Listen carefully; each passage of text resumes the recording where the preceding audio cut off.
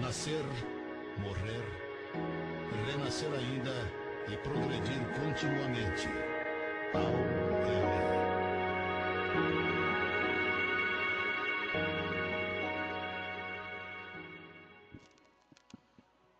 Boa noite, senhoras e senhores. Em nome da direção desta casa, em nome do presidente da USE, Ricardo Antônio dos Anjos, nós da USE, nós desta casa estamos felizes mais uma vez estarmos aqui e hoje contando com a presença da nossa confreira, da nossa amiga Jane Maiolo, lá da cidade de Jales, ela que é uma batalhadora, uma divulgadora da doutrina espírita. Então vamos ouvir, nesta noite maravilhosa, a Jane Maiolo.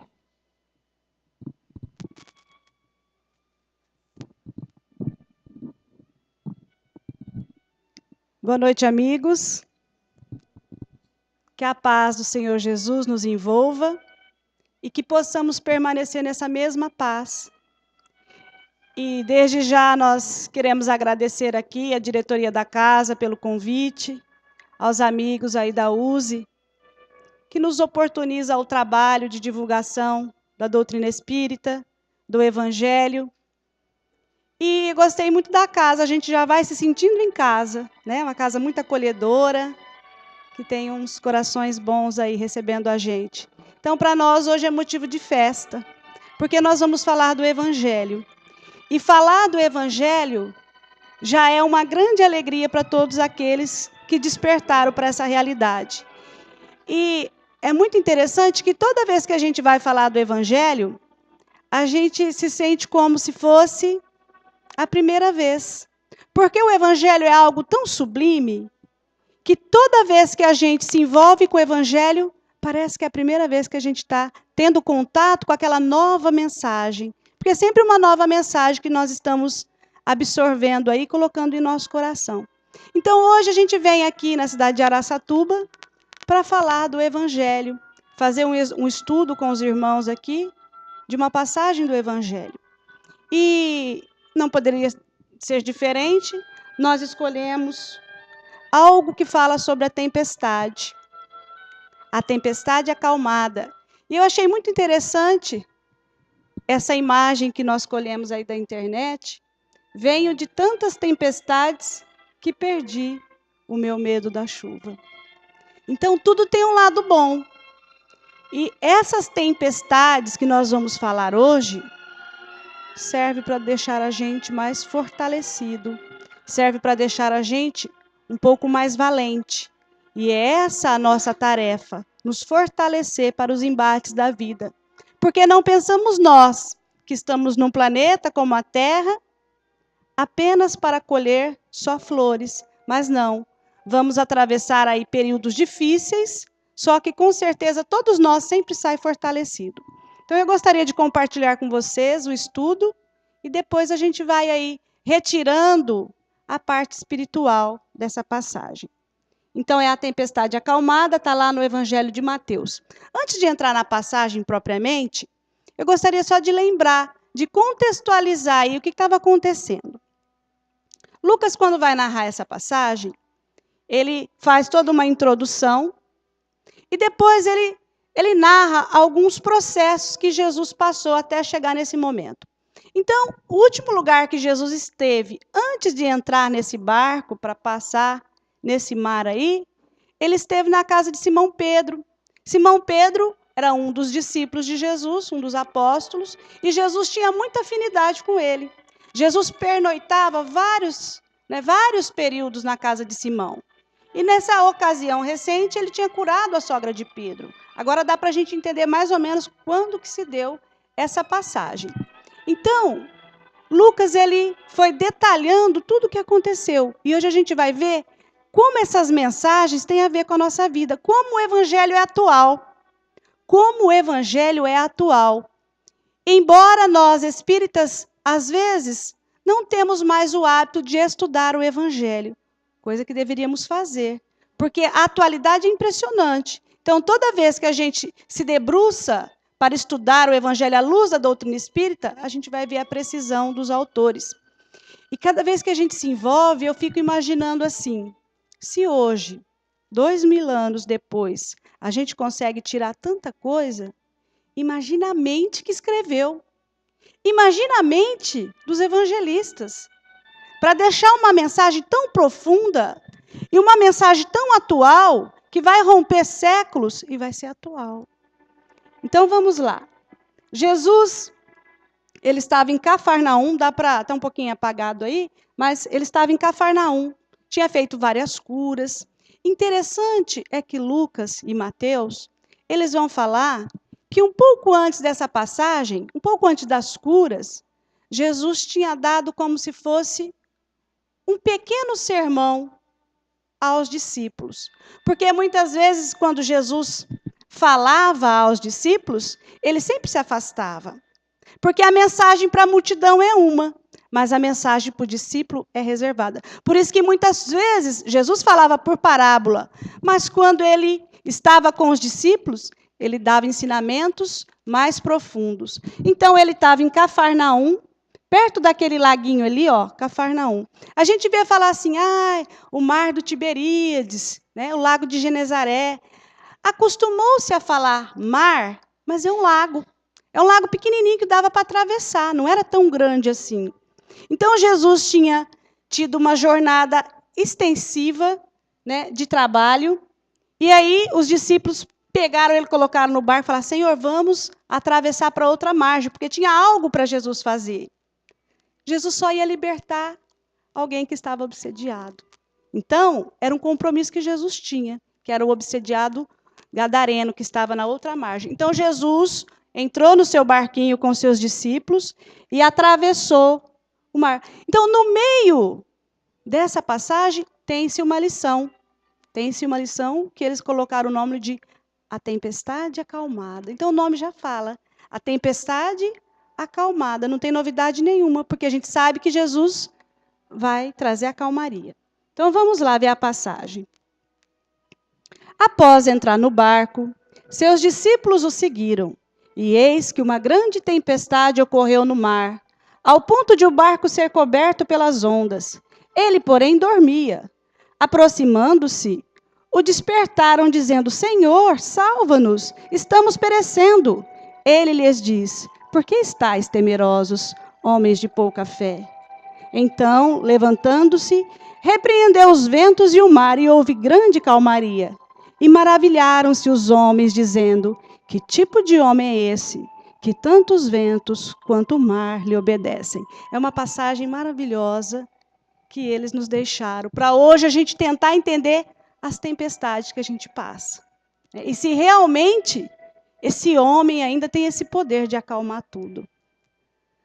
Só que isso daí já estava previsto. E é isso que a gente vai comprovar mais ainda a atualidade. Um salmo escrito 800 anos antes de Cristo, mais ou menos. Um salmo. Salmo é como se fossem as cantigas, as canções. Então, lá no tempo do rei Davi, eles costumavam a cantar antes das cerimônias do templo. Então, aquilo se transformou em letras de música. E depois ficou salmos. Então, olha lá o que os profetas já falavam. Vamos ver se tem alguma coisa a ver com esse texto. Os que descem ao mar em navios, navio é uma tradição ruim, são barcos mesmo, só que a tradução ficou assim. Mercando nas grandes águas, quer dizer, trabalhando, esses veem as obras do Senhor e suas maravilhas no profundo, pois ele manda e se levanta o vento tempestuoso, que eleva suas ondas. Sobem aos céus, descem aos abismos, e a sua alma se derrete em angústia. Andam e cambaleia como ébrios, e perdem todo o tino. Então clamam ao Senhor na sua angústia, e ele os livra de suas dificuldades. Faz cessar a tormenta e acalmam-se as suas ondas. Então se alegram porque se aquietaram. Assim os leva ao seu porto desejado. Louvem ao Senhor pela sua bondade e pelas suas maravilhas para com os filhos dos homens. Não é a tempestade acalmada? Porque os profetas da antiguidade, eles, quase que narravam tudo o que ia acontecer com Jesus. Então, se a gente for pegar lá o profeta Isaías, o profeta Ezequiel, vários profetas narravam fatos que ocorreriam com o Messias. E isso não é diferente. Então, estava narrado já no Velho Testamento a tempestade acalmada, numa outra linguagem. Então, isso é para a gente ver que a vinda de Jesus estava prevista. Então, quando Jesus entrou naquele barquinho, ele sabia tudo o que ia acontecer. E aí, então, a gente busca a Gênesis de Allan Kardec. Por que Kardec? A gente fala assim, que os espíritas quase não estudam o Novo nem o Velho Testamento. Um grande engano. Porque Kardec ele estudou tanto o Novo Testamento que até hoje eu não encontrei nada no Novo Testamento que não tinha explicação de Kardec, ou de alguns espíritos que complementaram a codificação, como Francisco Cândido Xavier, através de Emmanuel, de André Luiz. Complementaram. Então, tudo tem uma explicação. E a Gênesis, no seu capítulo 15, ela vai falar dos milagres e das predições do Evangelho. Então, Kardec vai nos dar uma lucidez, mostrando que não existia milagre, mas que tudo está comprovado, que tudo tem uma resposta, uma lógica, uma coerência. Então, foram chamados alguns espíritos para interpretar essa passagem, para dar alguma explicação a respeito da passagem.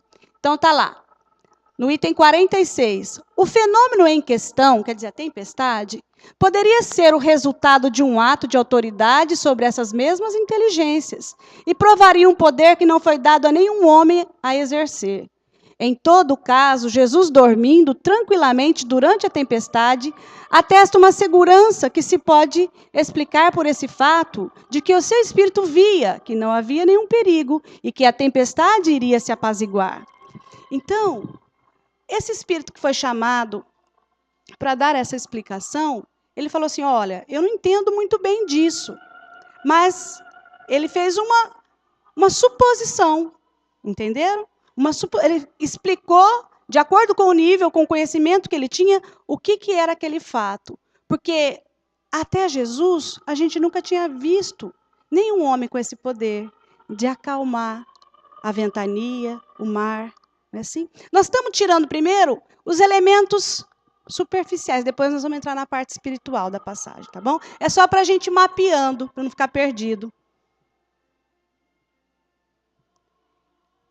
E aí, então, eles continuam. Esses espíritos que habitam o interior da Terra e presidem os fenômenos geológicos são de uma ordem inferior? Esses espíritos não habitam positivamente a Terra, mas presidem e dirigem. São de uma ordem muito diferente. Aí não está em questão se é superior ou inferior, mas é uma ordem diferente. Espíritos que comandam os fenômenos da natureza.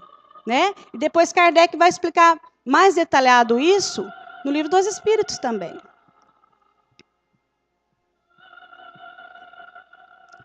Agora, o Evangelho dos Humildes é uma explicação do Eliseu Rigonati. Os fenômenos atmosféricos também são presididos por pleiades de espíritos sobre a orientação superior, encarregados de manterem o equilíbrio planetário. Então, o Eliseu Rigonati também deu o parecer dele da passagem. Questão do Livro dos Espíritos. São devido às causas fortuitas ou, ao contrário, têm todos um fim providencial, os grandes fenômenos da natureza, os que se consideram como perturbação dos elementos? Tudo tem uma razão de ser e nada acontece sem a permissão de Deus. Objetivam sempre o homem esses fenômenos? Às vezes, como imediata razão de ser o homem. Na maioria dos casos, entretanto, tem por único motivo o restabelecimento do equilíbrio e da harmonia das forças físicas da natureza. Aí essa pergunta é um pouco mais interessante. Concebemos perfeitamente que a vontade de Deus seja a causa primária, nisto como em tudo. Porém, sabendo que os espíritos exercem ação sobre a matéria e que são os agentes da vontade de Deus, perguntamos se alguns dentre eles não exercerão certa influência sobre os elementos para os agitar, acalmar ou dirigir? Mas, evidentemente, nem poderia ser de outro modo. Deus não exerce ação direta sobre a matéria. Ele encontra agentes dedicados em todos os graus da escala dos mundos. Entendemos agora? Não foi um milagre, então, Jesus acalmar, né? Jesus, sendo um ser superior, ele tinha condição de dirigir aqueles espíritos para que eles pudessem entrar numa harmonia. E aí Kardec pergunta no Livro dos Espíritos, tem atribuições especiais cada espírito? Vocês acham que tem? Vamos lá. Todos temos que habitar em toda parte e adquirir o conhecimento de todas as coisas, presidindo sucessivamente ao que se efetua em todos os pontos do universo. Mas, como se diz o Eclesiastes, há tempo para tudo.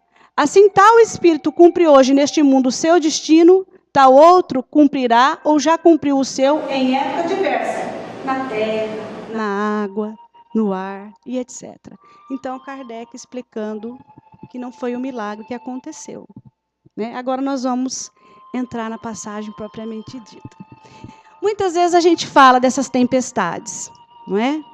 E agora a doutrina espírita já traz uma luz ao nosso entendimento. Então, o que antes era milagre, hoje nós já temos condições de compreender. Mas essa passagem ela nos chama muita atenção porque tem dois enfoques. O primeiro, a ação de Jesus sobre os elementos da natureza e o valor da fé na condução da nossa vida. Então, nós muitas vezes precisamos entender o que se passa e qual verdadeiramente é o papel de Jesus nas nossas vidas. Coisas que a gente esquece de fazer. Porque muitas vezes quando a gente passa por períodos de dificuldades, a gente esquece desse papel que o Mestre tem na nossa vida. E é isso que o espírita não pode perder de vista, esse fortalecimento. Porque o Emmanuel ele fala assim, que o Evangelho não perdurará na Terra sem grandes lutas. Então, todos nós que estamos envolvidos nessa grande luta de modificação de nós mesmos e do mundo em que a gente habita, vai passar por lutas tempestuosas. E muitas vezes essa tempestade ela vai se agigantando dentro de nós, que se nós não tiver alguém nesse barquinho da nossa vida, a gente sucumbe. Não por falta da proteção superior, porque disso nós nunca estamos sem.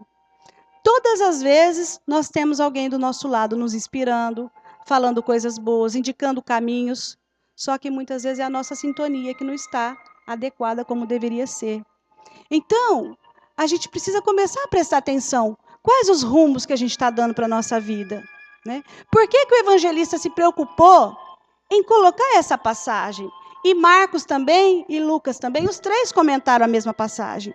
Porque nós precisamos tirar daí agora o ensinamento moral, não é? O ensinamento moral. Já que os espíritos já explicou os fenômenos, agora a gente tem que buscar o espírito aí, o espírito da letra. Buscar o que aquela mensagem tem a ver com o nosso dia. Olha lá. Então, eles começam assim. Após entrar no barco, seus discípulos o seguiram. Quando nós entramos no barco da vida, a gente sempre faz uma proposta. Antes de reencarnar, a gente fala assim, não, eu vou reencarnar e se Deus quiser eu vou vencer as más tendências. Eu vou ter força para passar pelas minhas dificuldades, por tudo aquilo que eu tiver que passar. E faz esse compromisso conosco mesmo. Porque o nosso compromisso é conosco. Porque no final, as nossas pendências é entre nós e Deus. Não sou entre eu e meu esposo. O meu compromisso é comigo.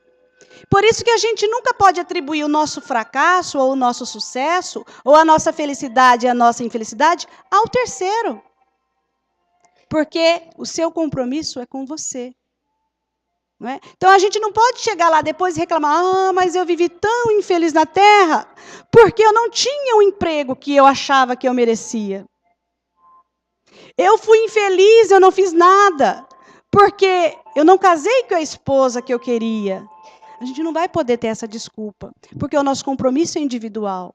E nós precisamos, primeiro, melhorar o ser humano, o homem. o individual, para poder trabalhar no coletivo. Por isso que Jesus se preocupou em todas as passagens do Evangelho, curar primeiro as pessoas.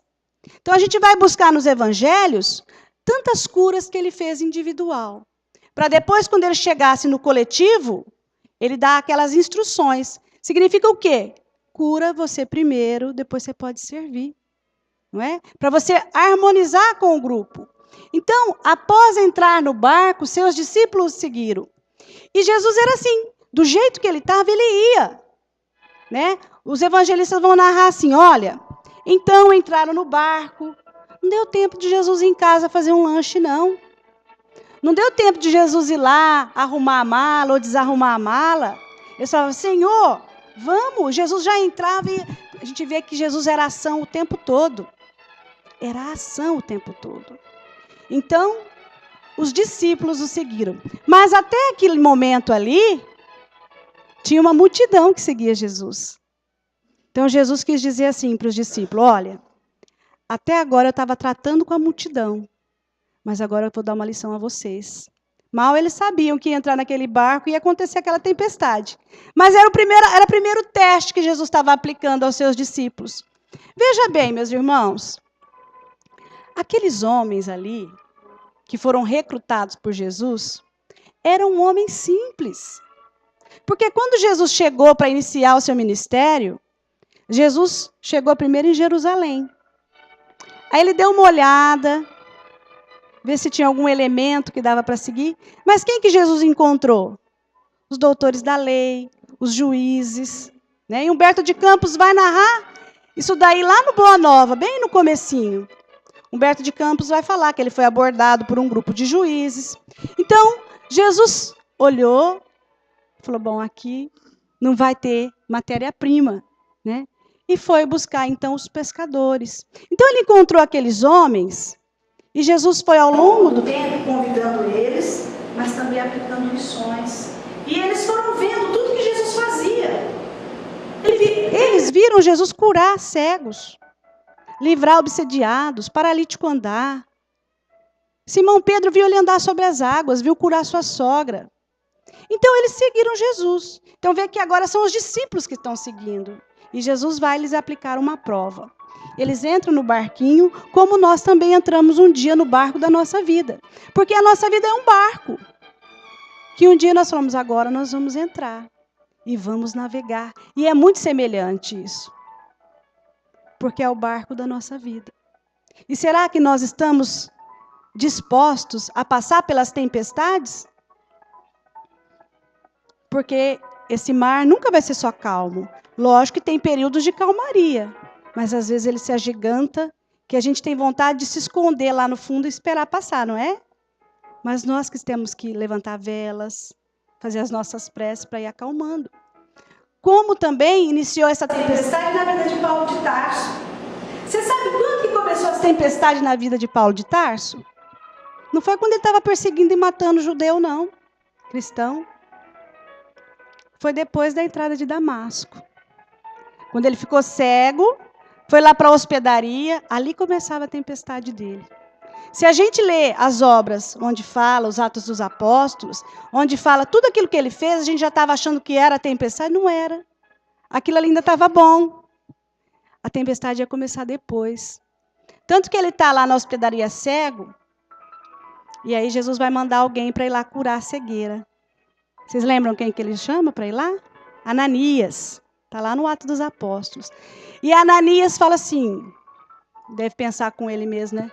Senhor, o senhor tem certeza que eu vou lá? Aquele Saulo que está perseguindo judeu, que está perseguindo cristão? O senhor tem certeza que é aquele... Fala assim, Ananias, vai lá. Ele é meu vaso escolhido. Ele falou, Senhor, ó, não tem jeito de mandar outro, não? Não, você mesmo. E aí Ananias vai lá, né, faz aquela ação maravilhosa e Paulo começa a ver, né? Começa a ter uma visão dilatada do que esperava. E aí Saulo devia estar pensando assim, bom, agora vai acalmar tudo na minha vida. Aí Ananias fala assim, olha, estou abrindo seus olhos para você ver o tanto que você vai ter que sofrer por amor a Jesus. Olha lá, ele já está avisando. Então, nesse momento que começam as tempestades na vida de Paulo, né? De Saulo, que depois se torna Paulo. E aí ele vai ver o tanto que ele tem que sofrer. Esse barco que ele está entrando agora, na divulgação da doutrina nova, do pensamento novo. E tanto que ele fez, e a gente hoje reconhece o amor que ele teve. Não é? Então, Jesus agia sempre assim. E eis que uma grande tempestade ocorreu no mar, ao ponto de o barco ser coberto pelas ondas. E essa tempestade, o que são as tempestades? Se não as aflições? Se não as aflições da nossa vida? Então, toda vez que nós somos visitados por essas tempestades, nós vamos nos sentir fragilizados. Nós vamos nos sentir um pouco abandonados. E esse é um sentimento que nós precisamos mudar.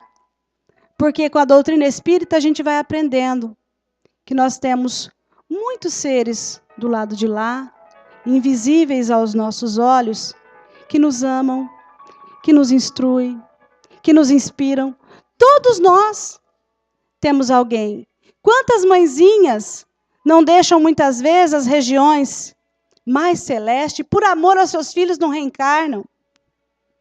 Quantos maridos que poderiam estar em outros planos resolvem reencarnar para tentar amenizar um pouco a tempestade? Porque a coisa mais triste é a gente se sentir sozinho nos momentos de tribulações da nossa vida. É a coisa mais triste, porque nós ainda não aprendemos o sentimento da fé, da confiança. Então, sempre que a gente é visitado pelas tempestades, se a gente não tiver uma fé, uma força que nos sustenta, a gente vai achar que o barco vai virar, que não vai ter salvação. E aí é onde o evangelho precisa fazer parte da nossa vida. A gente tem aprendido que nada na vida merece a nossa aflição, o nosso desespero. Como diz Paulo de Tarso, o cristão não conhece o desespero, porque o cristão tem fé. Então nós não podemos desesperar por nada, porque muitas vezes é esse o nosso testemunho. Não é à toa que nós temos 20 anos de doutrina, 30 anos de doutrina, 10 anos de doutrina, porque tem hora que vai vir o momento do nosso testemunho. E aí o que a gente vai fazer? Desesperar? Gritar? Abandonar tudo que a gente aprendeu, viveu? Então, que tipo de doutrina é essa? Que não está sendo capaz de nos consolar? Ou será que é o tipo de vida que nós estamos levando, que nós não estamos absorvendo tudo aquilo que a doutrina nos dá? Porque não é à toa que nós estamos experienciando isso tudo. É um momento muito difícil que a humanidade passa. E o Chico já falava isso desde 1940, 30, ele já anunciava isso. Que a gente ia passar por períodos difíceis, porque é período da nossa renovação. É período de nós abandonarmos velhos hábitos e mudar o nosso padrão de vibração, de sentimento. Então, quem que é aquele que já entendeu o Evangelho? É aquele capaz de, no meio da tempestade, apaziguar. Isso a gente vê muito no lar, no ambiente de trabalho, não é? Onde todo mundo perdeu a calma, a gente fala, calma, gente, calma, vamos resolver. O André Luiz, ele fala assim, olha, a aflição não resolve problema. Vocês já viram alguém aflito resolver algum problema? Porque se a gente resolve, não foi da melhor maneira possível. Não é? Então, tudo na vida requer o quê? Calma, tranquilidade para a gente poder resolver. Né? Nós precisamos parar de ser imediatista. Deus não age assim conosco. Sabe o que Deus faz? Ele nos dá a eternidade. Deus não usa violência. Nunca vai usar. Ele vai usar o tempo. Então, com o tempo, nós vamos despertando. Às vezes, uns vão demorar mais, outros vão demorar menos. É o momento do despertar de cada um. Mas a gente precisa começar a dar esses passos para querer ser melhor. Porque todos nós procuramos ser melhor. Eu tenho certeza que aqui em Araçatuba não é diferente. Todos nós, quando despertamos hoje cedo para o trabalho, todos nós fizemos aquela prece fervorosa, pedindo forças, alegria, para ter um dia bom, não é? Para não errar tanto. Então, esse já é uma mudança no nosso padrão de pensamento. Começar o dia bem. Porque nós podemos sempre ter duas opções. Ou ser feliz ou não. Porque se a gente já levanta de manhã reclamando da vida, reclamando do trabalho, reclamando da doença, reclamando da esposa, do marido, dos filhos, como é que a gente quer ser feliz no final do dia? Não é? Mas mudar a maneira de pensar. Agradecer a Deus a oportunidade de viver. Porque as pessoas hoje lutam para viver. Quantas pessoas às vezes não fazem tratamentos demorados? Porque ninguém quer morrer. Ninguém quer morrer. A gente quer viver. A gente quer viver, mas viver feliz. Mas então tem que começar a mudar. Mudar a nossa maneira de encarar os problemas. Né? Se o teu trabalho não está te trazendo felicidade, começa a pensar numa maneira de você modificar o quadro. De começar a mandar mensagens positivas para o teu cérebro. Saber que dali sai o teu sustento, que ali você fez amizade. Não é? No nosso caso, eu sou professora. Então, escola tem muito problema. E todo dia são problemas novos, porque são pais novos, né? Alunos diversos. Se a gente for com aquele peso de que o barco vai virar, que não vai dar conta, como é que fica isso ao longo de 25 anos de trabalho? A gente se esgota. Tem uma síndrome hoje. Na verdade, ela desde 1970 foi detectada. Mas ela já está bem famosa. Chama síndrome de Burnout. O que acontece? É o esgotamento daquela relação, quer no trabalho profissional, quer na instituição que a gente está. Por quê? A gente vai se esgotando de tanto problema, de tanta situação ruim, de tanta falta de enfrentamento. E aí a gente vai se irritando, se trancando, se isolando. Entendeu? Então não pode entrar nesse quadro, porque nós somos servidores do Cristo. E aqueles que já descobriu a alegria de servir, tem que expressar isso nas vibrações. Quando você encontra um amigo, que você vai dar um abraço dele, como é que você faz? Ô, meu amigo, tudo bem? Não é? Agora, se você chegar com a cabeça baixa, ô, meu amigo, tudo bem? Daqui 15 dias você não tem mais amigo para abraçar. As pessoas correm, porque a gente quer alegria, bom humor, ânimo perto da gente. Porque nós também temos as nossas dificuldades. Mas se a gente ficar choramingando, as pessoas vão se afastando. Não é? Porque a gente cria esse hábito de reclamar de tudo, de nada tá bom. E o aprendiz do Evangelho não pode ter esse comportamento. Da boca dele só sai coisas boas. Não é assim? Só coisas boas. Para incentivar o bem. Então, como é que você vai tratar lá com o seu funcionário? Ô, fulano, mas você não fez isso bem feito? Fala com amor, com dedicação, com carinho. E tem hora para tudo, tem hora que a gente não pode falar. Não é assim? Quem lida com o público, tem hora que você não pode falar. É igual quando a gente briga com o filho. Não é? O filho faz alguma arte, você precisa repreender. E aí, o que você tem que fazer? A mulher sábia, ou o homem sábio, ele espera o melhor momento. Depois que passou a tempestade, depois que o fulaninho acha que todo mundo esqueceu, aí você pega ele e fala, vem cá, agora vamos conversar. Papai e mamãe vai conversar com você. E vai falar de maneira amorosa. Apontar os erros. Falar, ó, você podia ter feito assim. Não é? Mas o que a gente faz? A gente entra na tempestade, começa a brigar de igual para igual e quer prevalecer pela violência a nossa autoridade. Não é assim. Vocês imaginam se Deus quisesse fazer isso com a gente? Imagine se Deus usasse de violência. A gente ia estar perdido. Não é? Nem Jesus não usou. Jesus deu o tempo de cada um. E vem dando ainda. Não é? Vem dando tempo. Então, é sabedoria de vida. Esperar o momento certo. Como o marido e a esposa. Quantas crises conjugais, quantas separações, divórcios, não poderia ser evitado se a gente tivesse esse momento certinho para abordar o outro. Não é? Mas na hora do calor, da tempestade, a gente quer brigar e falar que a gente estava certo. Porque a gente nunca briga para falar que a gente estava errado. Não é? A gente quer mostrar para o outro que ele estava errado. Não é? É igual a gente fala com os nossos companheiros lá da casa. Ninguém briga na casa espírita para fazer sopa ou para limpar o salão. Briga? Não, a gente briga por ponto de vista. E nós já passamos essa fase, nós não brigamos mais. Não é assim? O servidor do Cristo não briga mais, porque todo mundo aprendeu que tem que trabalhar em harmonia. Como é que a gente vai receber aqueles que precisam de harmonia, de calor humano, de fraternidade, num ambiente tenso? Num ambiente onde graça a fofoca, a maledicência, a vaidade? Não pode. Jesus, ele endereça para nós almas doloridas, que precisam de consolo. Então, a casa espírita é uma convergência para socorro, para consolo. E eu vou contar um caso para vocês. Tinha uma amiga minha, a mãe dela era evangélica, e ela começou a simpatizar pela doutrina espírita. E ela começou a ir ao centro, ia, né, nas palestras, tudo. Um dia, ela apareceu lá com a mãe. E eu fiquei pensando, falei, nossa, que bom que a mãe está vindo, né? E depois ela me falou, olha, sabe, Jane, a minha mãe perdeu o meu pai, e eles sempre foram um casal muito unido. E depois que o meu pai se foi, a minha mãe ficou numa depressão tão grande. E deu o que fazer para ela aceitar vir ao centro. Porque minha mãe é evangélica.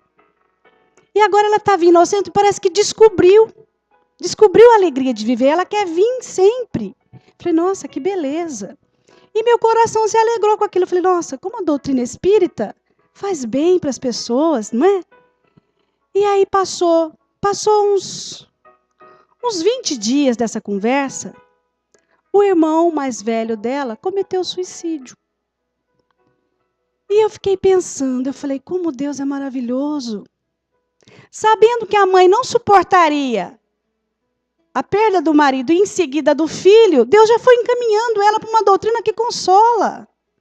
Foi preparando o coração daquela mãe para mais esse golpe, mais essa tempestade.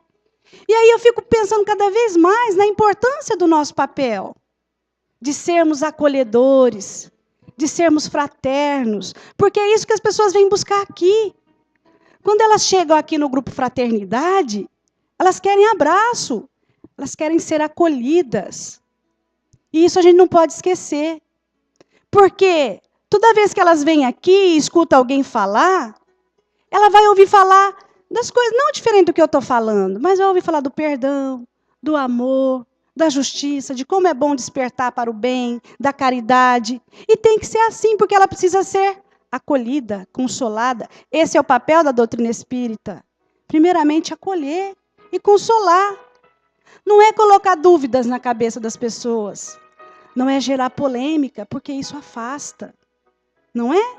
Afasta. As pessoas querem acolhimento. Querem que você chegue e fale, olha, meu irmão, aqui tem trabalho, aqui tem estudo, aqui tem confiança, aqui tem amor. Venha trabalhar com a gente, venha estudar. E passa um dia de frequentador, vai ser trabalhador. Porque viu que o clima da casa espírita é bom. Viu que dá para confiar. Então é importante o nosso papel, a nossa conduta é. Porque muitas vezes somos nós que estamos aí no barco. E nós não podemos ser aquele que chacoalha e causa medo. Não é? Doutrina espírita é luz na vida das pessoas, é consolo. Tem os momentos que nós vamos estudar profundamente, mas tem os momentos que são acolhidas, fraternidade, e nós não podemos perder isso de vista. Senão nós vamos ser mais uma casa fria, onde os trabalhadores sabem de tudo, têm resposta para tudo, mas não sabem dar um abraço no irmão, não sabem relevar um comportamento malsão, não é? Então nós precisamos entender que isso aqui tudo é passageiro. Isso que nós estamos vendo aqui hoje não é real. Isso é irreal. O real é aquilo que está aqui dentro. E quando a gente sair daqui, que nós somos para a nossa verdadeira morada, nós levamos tudo de real que está aqui. Os nossos sentimentos. Não é? O irreal vai ficar. Então a gente fica muitas vezes se apegando ao irreal. Isso é coisa de homem tolo, que fica atrás das coisas materiais. Por isso que Jesus falava assim, olha, a minha comida é fazer a vontade do Pai. E aí a gente pensa assim, mas que comida é essa que Jesus comia? Sabe o que Jesus estava querendo dizer? O que me satisfaz é fazer a vontade do Pai. É uma linguagem simbólica. Então, o que nos satisfaz hoje? Qual o alimento que nós estamos comendo ou ofertando? é essa satisfação de estar fazendo a vontade do Pai? Ou nós estamos atrás ainda da nossa satisfação pessoal? Porque são armadilhas. São armadilhas que nós precisamos pensar. Qual o papel do Evangelho na minha vida? Então, eu estou servindo melhor? Eu estou sendo um bom pai? Porque a doutrina espírita, o pensamento espírita, quando ele entra na nossa vida, ele não sai mais. Você pode virar protestante, você pode virar budista, não sai mais, não tem jeito. Porque ele mudou o teu comportamento. Então, você é uma professora mais carinhosa, porque você vê ali o espírito imortal. Você não vê mais aquele moleque danado que te perturba a aula. Né? A hora que você vai acolher a tua nora, a tua sogra, você não vê mais a adversária, você vê um espírito imortal que você precisa conquistar. Não é assim? Então, a gente muda. E tem que mudar, porque senão a doutrina não está fazendo diferença. Tem que mudar. Tem que mudar a nossa maneira de pensar, sempre para o bem. Né? Então, essa tempestade, esses momentos difíceis da nossa vida. E nós vamos ter que estar bem amparados, bem fortalecidos para passar. Porque a gente não vai se afligir mais. Pode o mundo estar caindo, você fala, não, Jesus está no comando, calma. Não é? Não vou desesperar. Ah, mas a conta do banco estourou, tá... não vou preocupar, vai dar tudo certo. Não é? Calma. Ele, porém, dormia.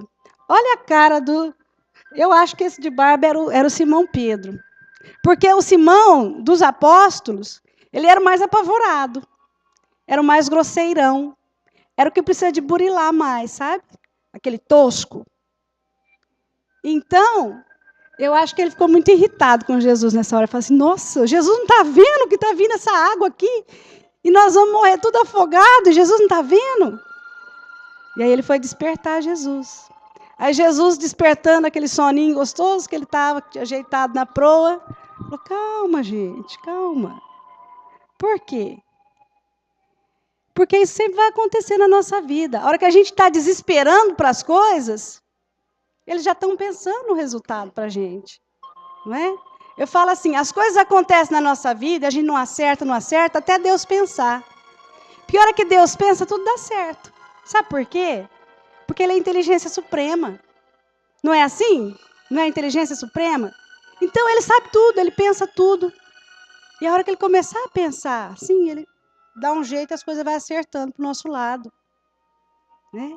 Mas é essa paciência que os evangelistas estão falando. Olha, calme. Pode parecer que você está sozinho na sua vida, mas não está. E André Luiz, na série No Mundo Espiritual, nas 16 obras maravilhosas que nós precisamos estudar, ele fala um monte de situação dessa, onde os benfeitores, eles vêm, eles ajudam, eles incentivam, eles tentam inspirar caminhos melhores para aqueles que estão ligados ao seu coração, para ver se ajuda. E muitas vezes a gente sucumbe e cai de novo no erro porque não escuta. Porque muitas vezes a gente não quer ouvir. Porque se as pessoas vêm falar para a gente alguma coisa que desagrada, a gente não quer ouvir.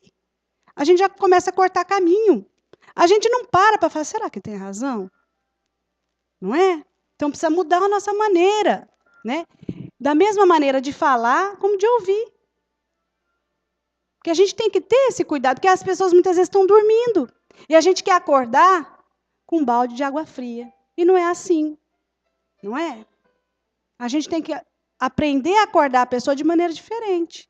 Dar o tempo que ela necessita. Dar o tempo que ela necessita. Não abandonar, mas estar do lado. Falar, ó, fulano, o ombro está aqui. Precisar, eu estou aqui. Mas interferir no livre-arbítrio dela não pode. Né? Se tem uma coisa que Deus não pode, é interferir do nosso livre-arbítrio. Você sabia? Não pode. Porque é o nosso livre-arbítrio. Senão ele estaria modificando as leis que ele próprio criou. Então ele deixa a gente viver as nossas experiências. E muitas vezes mal sucedida. Aí o que os benfeitores fazem?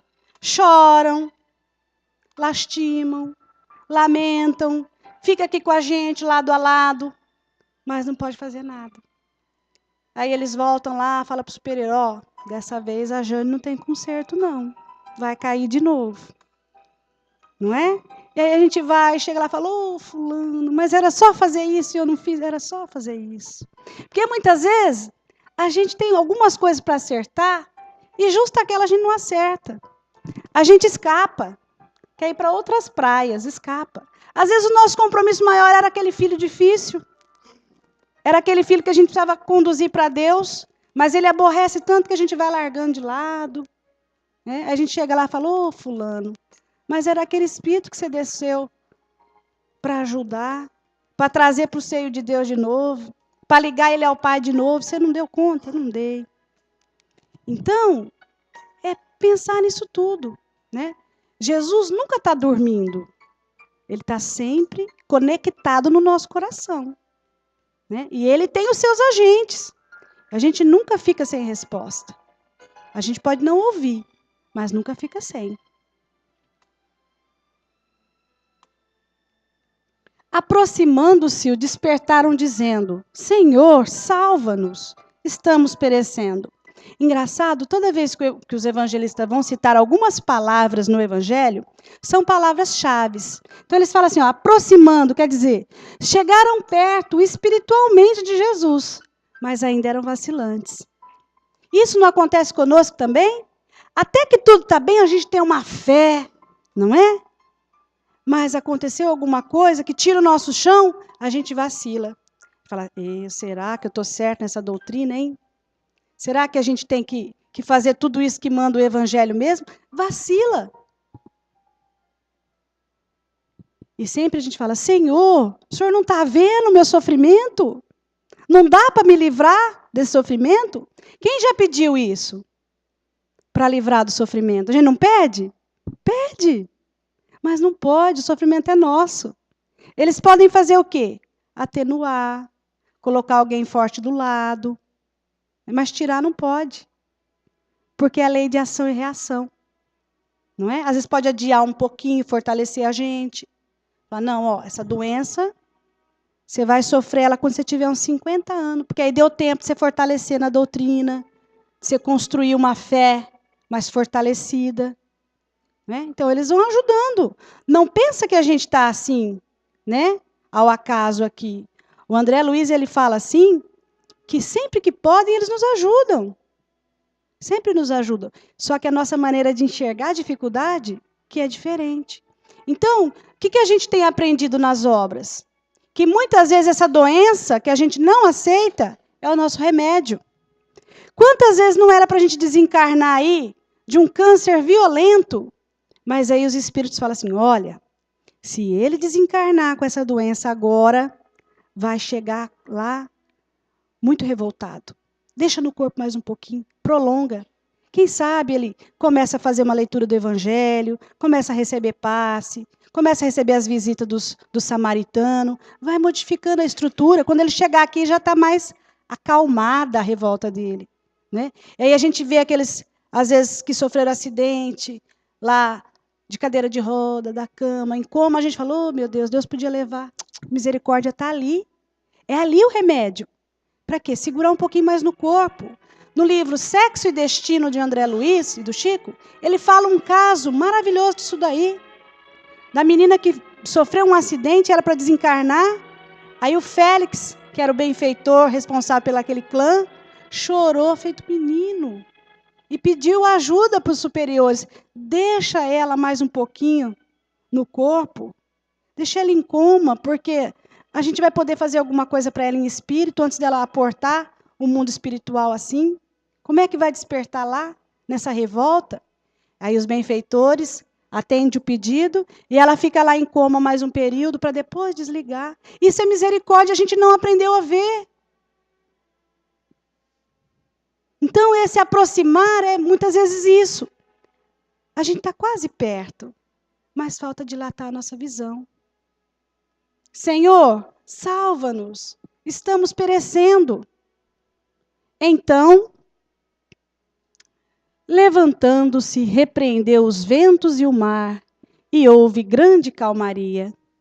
Então, quando Jesus atua, acontece uma calmaria na tempestade da nossa vida. É isso, pessoal, que nós conversamos até agora? Quando Jesus realmente faz parte da minha vida, esses problemas vão acalmando e eu já não me desespero mais? Precisa ser, não é? Precisa ser assim. Porque sem isso nós não temos forças para prosseguir. Né? Lembrar que nós não estamos desamparados. E aí os discípulos ficaram encantados e falaram assim: que tipo de homem é esse que tanto os ventos quanto o mar lhe obedecem? Que tipo é esse que nós falamos que seguimos, mas não conhecemos a vida dele? Será que esse Jesus que eu estou seguindo é bom para mim? Vai que ele quer me levar para a cruz também. Será que a gente vai querer? Porque não tem outro caminho. Aqueles que deram a vida por Jesus acabaram numa cruz, acabaram no apedrejamento, não é? Passado a fio de espada.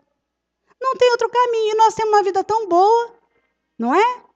A gente muitas vezes sofre a perseguição moral, não mais a física. Mas que tipo é esse? E nós precisamos conhecer. Nós sabemos que há 5 bilhões de anos atrás, Jesus já era um Cristo. E nós éramos o quê? Então ele é nosso irmão mais velho. E eu preciso saber quem é Jesus. Porque se eu digo que sigo Jesus, eu preciso saber quem ele é. Para aumentar o meu grau de confiança, não é assim? Como é que eu vou seguir alguém que eu não sei quem é? O cristão já precisa pensar nisso. Não é? Eu preciso conhecer quem que é esse homem capaz de acalmar a tempestade. Quem que é esse homem que quando eu estou com problemas, ele vem, fala aos meus ouvidos algumas palavras e parece que a paternidade divina vai aumentando e eu sinto essa acolhida, esse amor. Quem que é esse Jesus que me faz modificar todos os dias da minha vida, que faz eu querer ser melhor, que faz eu ter vontade de viver com alegria? Quem que é esse Jesus? Então precisamos saber quem que é. Quem que é o carpinteiro que dividiu as eras? Porque é esse que a gente segue. E Eliseu Rigonati, então, o espírito, quando se entrega às paixões terrenas, desencadeia em seu íntimo terrível tempestade moral. A ambição o perturba, o ódio o maltrata, os vícios o escravizam, o orgulho o sufoca, seu coração se torna um mar tempestuoso. Para aplacar semelhantes tempestade da alma, o recurso é invocar a proteção de Jesus, conformar-se com seus ensinamentos, e a consciência que se debatia, qual mar encalpelado e revolto, começa a abrandar, e suave paz assenhoreia-se do coração. E depois, com o coração sereno e a consciência tranquila, o espírito regenerado exclama satisfeito: verdadeiramente, Jesus aplaca as tempestades. Então, nós precisamos fugir dessas tempestades morais. Toda vez que a nossa personalidade começa a crescer demais, é hora de prestar atenção no barco da nossa vida. Porque o único que precisa aparecer na nossa vida é o Mestre. Nós não. Tanto que João Batista, quando Jesus começou as suas pregações, João Batista era o profeta mais famoso dali. Todo mundo tinha... Batista tinha vários seguidores. E aí Jesus veio e pediu para ser batizado por ele. E João Batista falou assim: mas Senhor, eu não sou digno de desamarrar tua sandália, o Senhor quer que eu te batize? Ele falou: olha, eu não vim derrogar as leis, me batize. E fez. E aí perguntaram para João se ele era o Messias, ou se eles deviam esperar outro. E o que Batista fala? Falou: olha, é preciso que eu diminua para que ele cresça. Então, na nossa vida, é preciso que Jesus apareça. E nós precisamos ser reconhecidos pelos servidores do Mestre. Não é? Porque as nossas crises morais nunca vai ser porque a gente queria um carro do ano, ou porque a gente quebrou uma perna. A gente não entra em crise por causa disso, não. A gente entra em crise por causa do nosso sentimento, quando não está bom, não é? Quando a gente se sente fracassado, quando a gente se sente humilhado, quando a gente se sente ultrajado ou rebaixado, isso que dói na gente. Não é não saber cálculo de matemática ou não saber nada de física quântica. Isso daí não faz diferença para o espírito. Não é isso porque a gente vai entrar em crise, mas é quando o nosso orgulho é ferido. Então, se esse Jesus estiver aqui dando essa lucidez para nós vamos entender que essas tempestades vai passar. E que agora é a hora da nossa calmaria, de entender o processo evolutivo que estamos e dar o nosso melhor. Porque a gente só vai dar aquilo que a gente tem, né? Com amor, com sinceridade e com vontade de acertar. Que essa é a nossa proposta, a vontade de acertar. E que Jesus continue sempre no barco das nossas vidas. Então, eu gostaria de agradecer a vocês a oportunidade de conversarmos a respeito dessa passagem. Agradecer de coração, porque hoje vocês vieram aqui e que a gente pôde falar do Evangelho à luz do nosso entendimento, que ainda deixa muito a desejar, mas é o que a gente consegue fazer. Que Jesus ampare a cada um de nós e nos fortaleça, para que nesse barco a gente sempre possa encontrar outras paisagens mais serenas e mais tranquilas, para sossegar a nossa alma e sempre dizer: Senhor, salva-nos, mas salva-nos de cometer qualquer mal e que possamos sempre crescer para o bem. Muita paz a todos.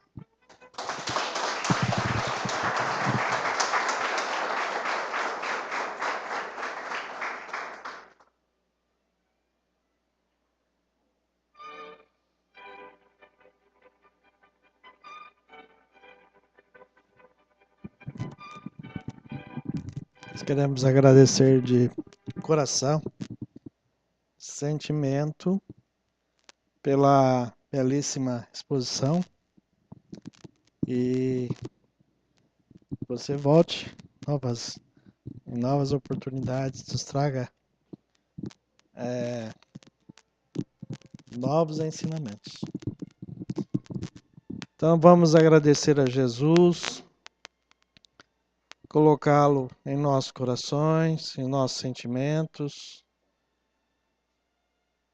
Que os amigos espirituais estejam conosco, nos envolvam nesse momento. Nós gostaríamos que todos se acomodassem confortavelmente na cadeira, descruzassem as pernas, os braços, para que possamos receber nesse instante o passe espiritual, que Jesus esteja em nossos corações, nos envolvendo, que os amigos espirituais possam transmitir eflúvios benéficos, salutares a cada um de nós, preenchendo o nosso coração de esperança, de paz, de equilíbrio, de conforto.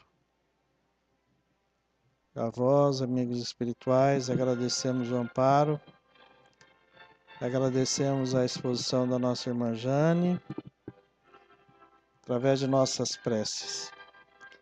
Pai nosso, que estais nos céus, santificado seja o teu nome, venha a nós o teu reino, seja feita a tua vontade, aqui na terra como no céu. Pão nosso de cada dia, dai-nos hoje, Senhor. Perdoa, Pai, nossas dívidas, assim como perdoamos nossos devedores. Não nos deixes cair em tentações e livra-nos do mal, e que assim seja. Com esta prece de agradecimento, encerramos nossas atividades de hoje e desta palestra, e que assim seja. Nós queremos convidar